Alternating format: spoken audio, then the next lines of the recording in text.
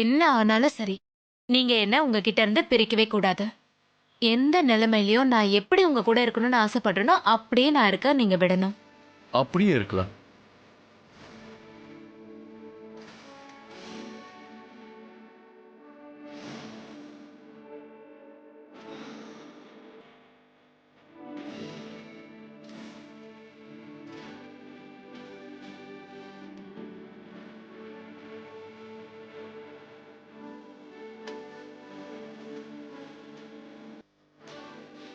Okay, கல்யாண சம்பிரதாயம்லாம் முடிஞ்சது. Congratulations. Congratulations.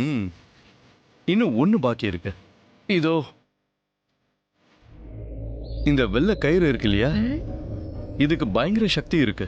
இத நீங்க எனக்கு சொல்றீங்களா? எனக்கு தெரியும். இந்த பல்ஜித் பாட்டி இருக்காங்களே, அவங்க பூஜை பண்ணும்போது இதை எப்பவும் பயன்படுத்துவாங்க. அவங்க சொல்லுவாங்க இதுல ரொம்பவே சக்தி இருக்கா, இதுல எந்த பொருள் போட்டாலும் சரி இது அதுவா மாறிடுமா. சோ நான் இப்ப இதுல நிறைய அன்பை போட்டு இத உன் கையில நான் கட்டி விட போறேன். இது நீ என்னோட அன்பின் அடையாளமா நீ இதை எடுத்துக்கிட்டு இத அறுக்க கூடாது. இத தாலியா கூட நினைச்சுக்க. அப்படி தாலியா நினைச்சுக்கிட்டு இது எப்பவும் உன் கூடவே வச்சுக்க. அப்புறம் நானும் இத என்னோட காதல் சின்னத்தோட அடையாளமா உங்க கையில கட்டி விடுறேன். இது எப்பவும் என்னோட காதலை உங்களுக்கு ஞாபகப்படுத்திட்டே இருக்கும்.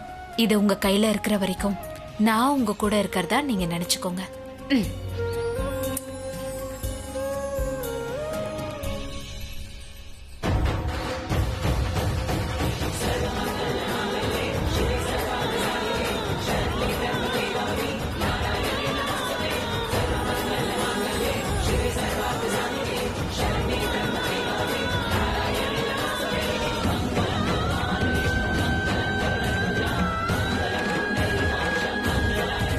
இப்ப நான் இந்த குங்குமத்தை வச்சதுனால நீ எப்பவுமே தீர்க்க சுமங்கலியா இருப்ப. ஓகேவா? இனிமே யார் எவ்வளவு முயற்சி பண்ணாலும் நம்ம ரெண்டு பேரும் பிரிக்கவே முடியாது. இப்ப சந்தோஷமா? ரொம்ப சந்தோஷம். என்னை பொறுத்த வரைக்கும் இந்த குங்குமம் எனக்கு ரொம்பவே முக்கியம். எல்லாத்த விட முக்கியம்.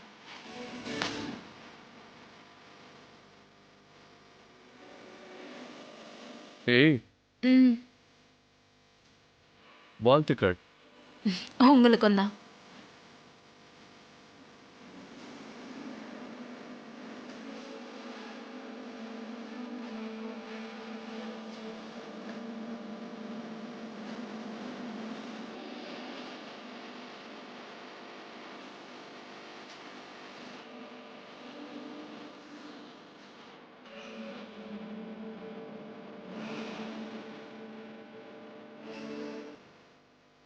ஏன் ஆள் அரெஸ்ட் பண்ண விஷயம் உனக்கு எப்படி தெரியாம போச்சு? சொல்லு.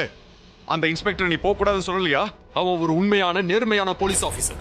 இன்னொரு முக்கியமான விஷயம், அவர் பையனை கடத்துற அளவுக்கு அவருக்கு மோசமான தம்பிலாம் கிடையாது. அதனால அவர் பயப்படவும் மாட்டாரு, கடமையும் தவற மாட்டாரு. அப்படியா? அப்ப நீ என்ன உன்னோட மோசமான தம்பின்னு சொல்ல வரியா? நீ கேடு கெட்ட கெட்டவன். கமிஷனர், உனக்கு எப்படி அண்ணன் கிட்ட பேசணும்னு கூடவா தெரியாது?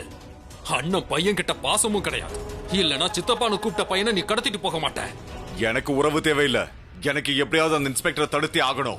இப்பவே அவனை ஆபீஸ் கூப்பிட்டு அவனை வேலை விட்டு தூக்கணும். என்ன புரிஞ்சுதா? இந்த மாதிரி மிரட்டலுக்கெல்லாம் பயப்பட மாட்டான். அவரு காக்கி சட்டையை போடும்போது என்ன சத்திய பிரமாணம் எடுத்தாரோ அதுதான் அவர் மனசுல உறுதியா இருக்கும். அப்படியா? இப்ப எனக்கு புரிஞ்சுது. நீ அந்த இன்ஸ்பெக்டர் பகடகாய யூஸ் பண்ணி என்னுடைய ஆளுங்க எல்லாரையுமே நீ அரெஸ்ட் பண்ணி அந்த அபிஷேக் பிரேமிகராவை நீ காப்பாத்தறன்னு நினைக்கிற இல்லையா? இதுதான் உன்னோட திட்டம். சொல்லு. சொல்றேன், ஆனா நீ முதல்ல சொல்லு, எதுக்காக அபிஷேக் மெஹராவை கொல்லணும்னு நினைக்கிற?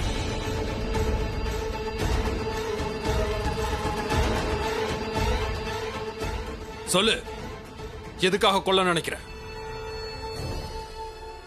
அவன்கிட்ட போய் கேளு. அவன் எனக்கு எதிராக என்ன துரோகம் செஞ்சாரு நீ அவனே கேளு. என்ன செஞ்சான்? என்கிட்ட இருந்து முக்கியமானதை உன்னை பறிச்சுக்கிட்டான். அதுக்கான தண்டனை அவனுக்கு சாவு மட்டும்தான்.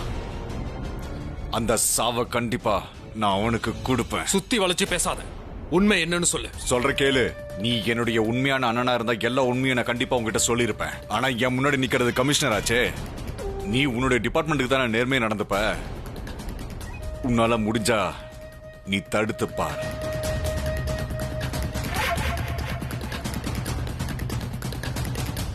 அண்ட் பை த வே, அந்த அபிஷேக் பிரேம் மெக்ராவை என்கிட்ட இருந்து யாராலையும் காப்பாற்ற முடியாது. அவன் ஒரு விஷயத்தை புரிஞ்சுப்பான். இந்த திக் விஜய்க்கு மட்டும் கோவம் வந்துச்சுன்னா என்ன பண்ணுவான்?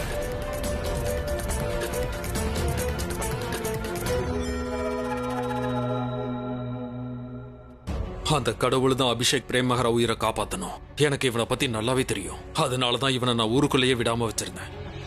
இவன் ரொம்பவே மோசமானவன். இவன் யாரையாவது கொல்லணும்னு முடிவு பண்ணிட்டா அவங்கள கொல்ற வரைக்கும் இவன் ஓய மாட்டான். இவன் மிஸ்டர் மெஹ்ராவையும் அவர் குடும்பத்தையும் என்ன செய்ய போறானே தெரியல.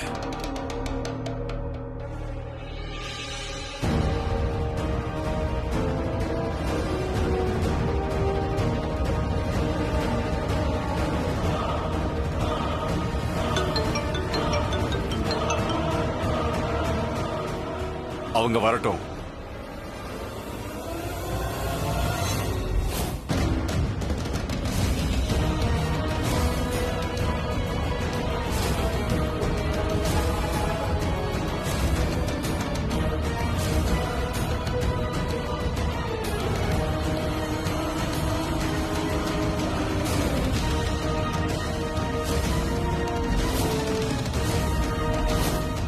அவங்க என்னுடைய ஆளுங்களை அரெஸ்ட் பண்ண விஷயம் உனக்கு எப்படி தெரியாம போச்சு?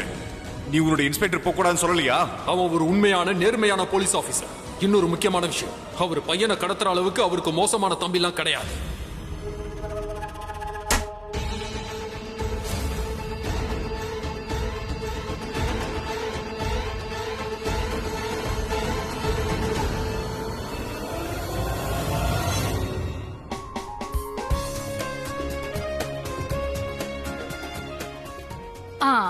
அத்தை, இந்தாங்க பூஜை தட்டு.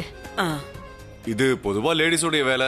ஆனா இன்னைக்கு அபியும் பிரக்யாக்காவும் வரதுனால ஆர்த்தியை நானே எடுக்கலாம்னு நினைக்கிறேன். அட விடுப்பா, இதெல்லாம் பெண்கள் பண்ண வேண்டியது. இதையே நாம தடுக்கணும். அதெல்லாம் எனக்கு தெரியும். இருந்தாலும் நான் பண்ணட்டுமா தான் கேக்குறேன். சரிப்பா சரி, நீயே பண்ணு. இப்ப சந்தோஷம் தானே? பிரக்யா உன்னை பத்தி கரெக்டா தான் சொன்னேன். என்ன சொன்னாங்க? அதான் புத்திசாலியான ஆளுதான், சில நேரம் குழந்தைத்தனமா ஏதாவது பண்ணுவாருன்னு. இதுதான் பிரக்யாக்கோட ஸ்பெஷாலிட்டியே, மத்தவங்களுடைய குழந்தைத்தனத்தை வெளியே கொண்டு வரதுல. அது என்னமோ உண்மைதான். இந்தா நீயே ஆரத்தி எடு. இங்க பிரக்யாவை வரவேற்கிறதுக்காக இவங்க எல்லாரும் காத்துட்டு இருக்காங்க. ஆனா என் வீட்டுல என்ன பத்தி யாரும் கவலைப்படவே இல்ல. அதெல்லாம் சரியத்த. இந்த குங்குமத்தட்டை நான் எங்க வைக்கணும்னு சொல்லுங்க. அட என்னம்மா நீ இப்படி பண்ணிட்ட? அப்படியே வெறும் குங்குமத்தை மட்டும் கொண்டு வந்துட்ட. தண்ணியில கரைச்சு கொண்டு வாமா. அப்பதான் பிரக்யாவை அங்கே நிறுத்தி நம்ம வீட்டுக்குள்ள வர வைக்க முடியும். சரியத்த, ஒரு நிமிஷம் இருங்க, நான் எல்லாத்தையும் கொண்டு வந்துடுறேன்.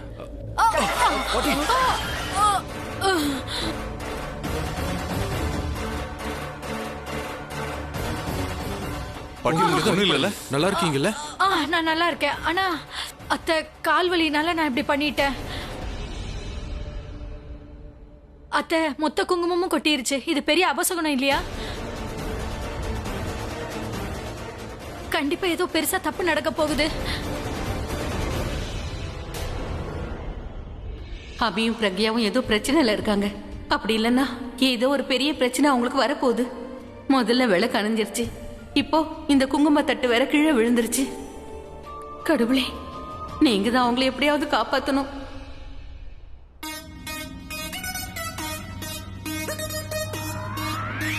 ஐயோ, நேரா பார்த்து ஓட்டுங்க.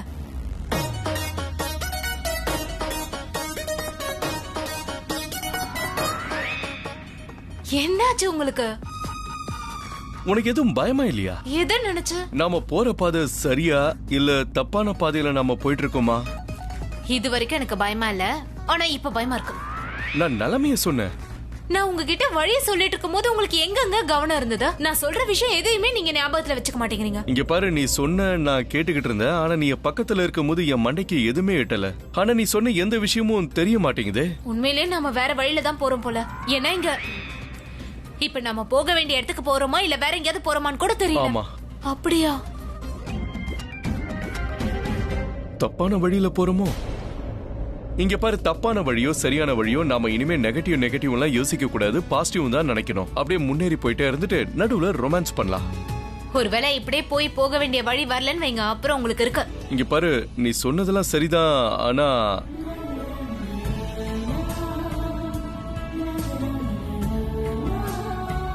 இப்ப எனக்கு எதுவுமே தெரிய மாட்டேங்குது. அப்புறம் எதுக்கு வண்டி ஓட்டிட்டே இருக்கீங்க? நிறுத்தி யார்கிட்டயாவது கேட்கலாம்ல. இந்த காட்டுல என்ன வண்டியை நிப்பாட்ட சொல்றியா? ஆமா, நிப்பாட்டுமா? நிப்பாட்டுங்க. ஏன் இப்படி எல்லாம் பண்ற? எதுக்கு இப்படி எல்லாம் பண்ணிக்கிட்டு இருக்க? என்னாச்சு? என்னங்க, நான் அப்படி என்ன பண்ண? நீ என்ன பண்ணல? $1 பில்லியன் கேட்டிருக்கலாம், ஒயிட் ஹவுஸ் கேட்டிருக்கலாம், ஏரோப்ளேன் கேட்டிருக்கலாம், கப்பல் கேட்டிருக்கலாம், வேற ஏதாவது கேட்டிருக்கலாம் இல்லையா? நான் இப்ப என்ன கேட்டேன்? நீங்க என்ன சொல்ல வரீங்க? நீ என்ன நினைச்சுக்கிட்டு இருக்க? நீ என்ன ஆசைப்பட்ட? மீராக்கு எனக்கும் கல்யாணம் நடக்கூடாது நினைச்சல, நடக்கல. குங்குமம் கேட்ட, கோவில் வந்தது, குங்குமமும் கிடைச்சது. அப்புறம் வழி தெரியல, என்ன யாரையாவது நிறுத்தி கேட்கணும்னு இதோ வழி சொல்ல ஆள் வந்துட்டாங்க பாரு. இதுக்கு பதிலா வேற ஏதாவது கேட்டிருக்கலாம். Thank my God. எதுக்கு? நமக்கு வழி சொல்லவே அது சரி. வந்திருக்காங்க. Excuse me sir, help please. Sir sorry, ஆனா போக வேண்டிய வழியில போகாம வேற வழியில வந்துட்டோம். நீங்க சரியான வழியில தான் போய்கிட்டு இருக்கீங்க. மிஸ்டர் அபிஷேக் பிரேம் மெஹரா, உங்களை யாரோ கொலை பண்ண பார்த்துக்கிட்டு இருக்காங்க. உங்களோட பாதுகாப்புக்கு தான் டிபார்ட்மெண்ட் எங்களை அனுப்பி வச்சிருக்காங்க. உங்களை பாதுகாப்பான இடத்துல சேர்க்க சொல்லியிருக்காங்க. நானும் இந்த கான்ஸ்டபிள்ஸும் உங்க கூடவே வருவோம். உங்களுக்கு எந்த ஆபத்தும் இல்லாம பார்த்துப்போம். இது வரைக்கும் நான் பார்த்த படத்துல எல்லாமே போலீஸ் கடைசியா தான் வருவாங்க. ஆனா எங்க லைஃப்ல மட்டும் நீங்க ரொம்ப கரெக்ட் டைம்க்கு வரீங்க. Thank you so much. இங்க பாருங்க, நீங்க 2 பேரும் வண்டியை முன்னாடி ஓட்டிட்டு போங்க. நீங்க மிஸ்டர் மெஹராக்கு வழி காட்டுங்க. மிஸ்டர் மெஹரா, நானும் ஒரு கான்ஸ்டபிளும் உங்க கூட வருவோம் உங்களோட பாதுகாப்புக்காக. ஒருவேளை வழியில உங்களுக்கு ஏதாவது ஆபத்து வந்துச்சுன்னா நாங்க உங்களை காப்பாத்துவோம். சரிங்களா?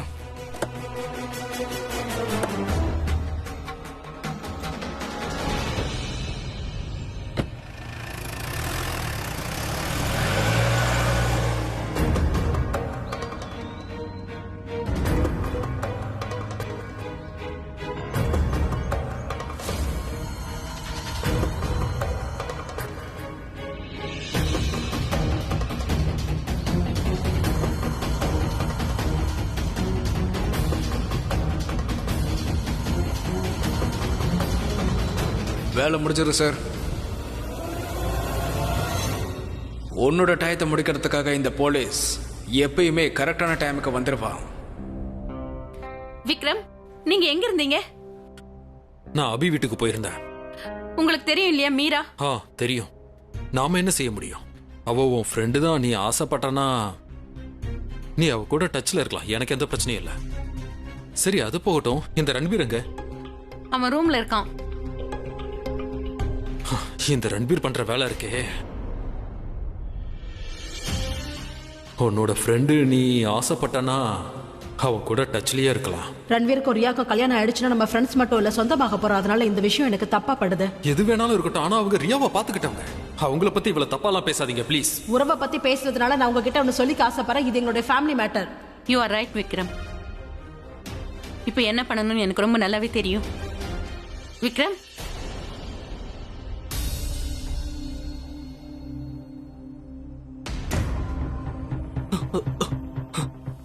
நீ ஏன்டா அப்படி பண்ண?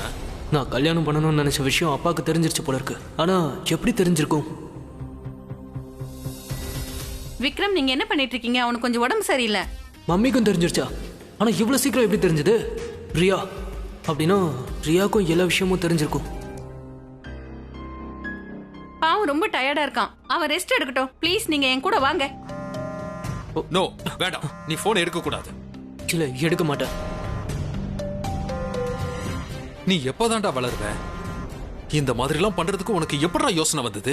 டாட், சோ ஆக்சுவலி டாட், அது என்னாச்சு?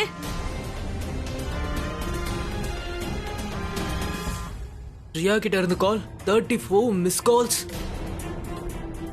கண்டிப்பா பண்ணுவா. நீ பண்ண காரியம் அந்த மாதிரி. உன் மேல கோவத்தை காட்ட வேண்டாமா? அவ எதுக்கு கோவப்பட போறா? நியாயமா பார்த்தா நான் தான் கோவப்படணும். அவ எதுக்கு கோவப்பட போறா? ரன்பீர், 34 மிஸ்ட் கால். அப்படி ரியாக்கு நீ என்ன பண்ண சொல்லு. Just tell me. மாம், அது வந்து ஆக்சுவலி நான் போதும். நீ என்ன பண்ணுன்னு உங்க அம்மா கிட்ட நானே சொல்ல போறீங்க. நான் தான் சொல்றேன்ல, ஆல்ரெடி மம்மிக்கு எனக்கும் நிறைய மிஸ் அண்டர்ஸ்டாண்டிங் இருக்கு. அதனால நானே சொல்றேன். நீங்க என்ன பேசுறீங்கன்னு எனக்கு ஒண்ணுமே புரிய மாட்டேங்குது. நானே சொல்றேன் பல்லவி. நம்ம செல்ல புள்ள இருக்கானே, அவ ரியாவோட மனச சுக்கு நூறா உடைச்சிட்டான். ரன்பீர், யாரு ரியா மனச நான் உடைச்சனா? அப்பா அவ என்ன பண்ணா? அந்த பொண்ணு எனக்கு என்னெல்லாம் பண்ணான்னு உங்களுக்கு தெரியாதுப்பா. அந்த பொண்ணா? ஆமா, அந்த பொண்ணுதான் எல்லாத்தையும் கெடுத்துட்டா. நான் என்னென்னமோ பிளான் போட்டு வச்சிருந்தேன், எல்லாத்தையும் கெடுத்துட்டா. நான் தான் சொல்றேன்ல அவனுக்கு உடம்பு சரியில்லைன்னு. நான் சொல்றது நீங்க எப்பதான் கேட்க போறீங்க? ரன்பீர் என்ன பண்ணிருந்தாலும் சரி, இத பத்தி நாம நாளை காலையில பேசலாம். இப்ப வேணா ப்ளீஸ் என் பையனை ரெஸ்ட் எடுக்க விடுங்க. அவனுக்கு என்ன உடம்பு சரியில்லை, அவன் சும்மா தான் இருமுறான். ஆனா இவன் ரியா கிட்ட பண்ண வேலை இருக்கே, அவ பயங்கரமா ஷாக் ஆயிருக்கா. அந்த ஷாக்ல இருந்து அவன் எப்படி மீண்டு வருவானே தெரியல. வாட்? இந்த தடவை நான் உன்னை மன்னிக்கிறேன். ஆனா இதுக்கப்புறம் நீ யாருக்கிட்டையும் இந்த மாதிரி நடந்துக்க கூடாது, புரிஞ்சதா? ப்ளீஸ் யாராவது என்ன நடந்துச்சுன்னு தயவு செஞ்சு சொல்றீங்களா? உன் பையன் இருக்கானே ரியா கிட்ட போய் ரொம்ப மோசமா நடந்துகிட்டு இருக்கான். வாட்? என்ன வாட்பா? நீ அவகிட்ட என்ன சொன்ன? அபியோட உயிருக்கு ஆபத்துன்னு சொன்னல, அவனுக்கு ஏதோ பிரச்சனைன்னு சொன்னல. ஓ, நீங்க ரொம்ப நேரமா இத பத்தி தான் பேசிட்டு இருக்கீங்களா? இல்ல இல்ல இல்ல இல்ல, நானும் உங்க அம்மாவும் இந்த ரூமுக்கு வந்ததே நீ காலேஜ்ல ஃபர்ஸ்ட் ரேங்க் வாங்கினியா அந்த விஷயத்தை பேச. Thank God, thank God. பாத்தியா நம்ம பையன் எவ்வளவு அப்பாவியா இருக்கான்னு? ரியா கிட்ட இந்த மாதிரி நடந்துகிட்டு காடுக்கு தேங்க் பண்ணிட்டு இருக்கான் பாரு. நீ இப்படி பண்ணதுனால என்ன ஆச்சு தெரியுமா? இல்ல இல்ல இல்ல இல்ல, தயவு செஞ்சு நீங்க ரியாவை பத்தி இதுக்கு அப்புறம் நீ கேட்டுதான் ஆகணும் ரன்பீர், கட்டாயமா கேட்டுதான் ஆகணும். ஏன்னா நீ சொன்னதுனால இப்ப அபி பெரிய ஆபத்துல இருக்கான். வாட்? என்ன? ஆமா பல்லவி, சீஃப் ஆபத்துல இருக்காரா? நீ விளையாட்டா சொன்னது இப்ப உண்மையாயிடுச்சு. என்ன சொல்றீங்க? நான் விளையாட்ட சொன்னது உண்மையாயிடுச்சா? என்ன சொல்ல வரீங்க? யாரோ அபிய கொல்ல முயற்சி பண்றாங்க.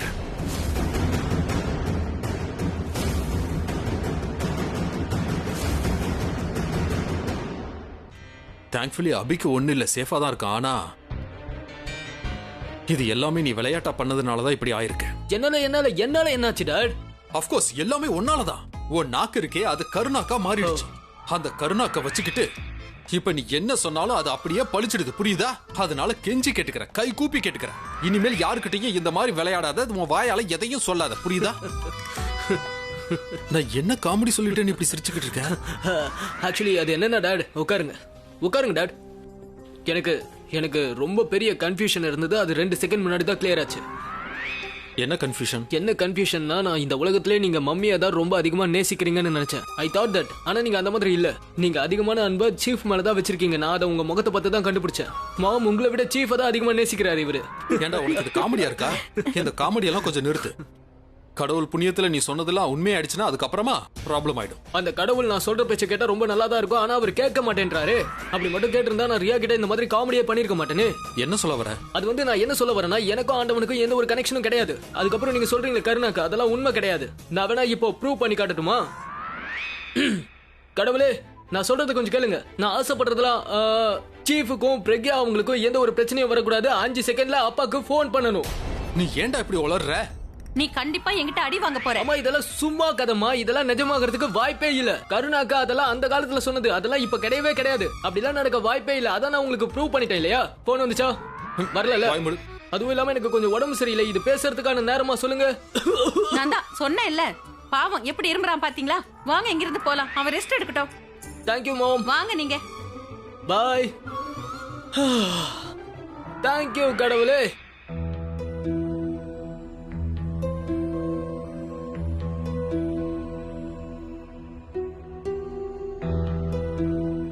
இந்த ஃபைல்ல ஒரு சில பேப்பர்ஸ் மிஸ் ஆயிருக்கு. ஃபுல் பேப்பர்ஸும் இல்லையே அதுல. புரப், பாட்டி நீ எங்கேயாவது போறியா?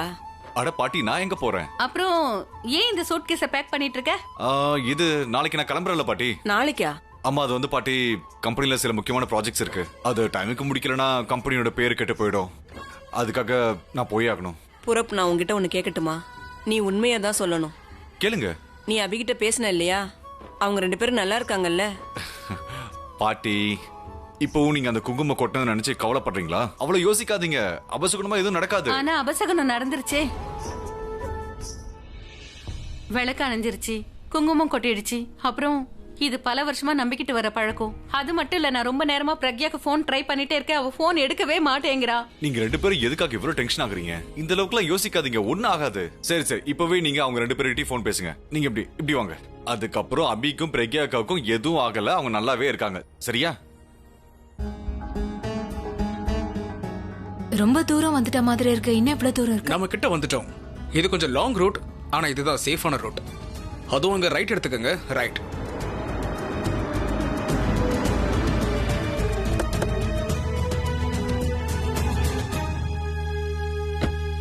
வாங்க சார்.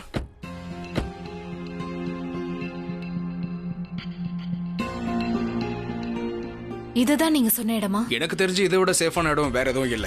ஆனா இத பார்க்க ஏதோ ஃபார்ம் ஹவுஸ் மாதிரி இருக்கே. இது என் தாத்தாவோடது, இப்போ இது என்னோடது. இந்த அளவுக்கு ஃபார்ம் ஹவுஸ் வாங்குற அளவுக்குலாம் போலீஸ்க்கு சம்பளம் கிடையாதுல்ல.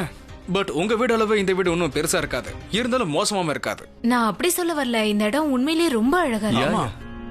Very nice. அப்புறம் இப்படி டெக்கரேஷன் பண்ணிருக்கீங்க, ஏதாவது ஃபங்க்ஷனா? என் தங்கச்சிக்கு கல்யாணம்.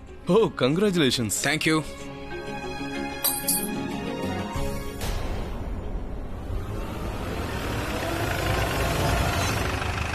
சார்,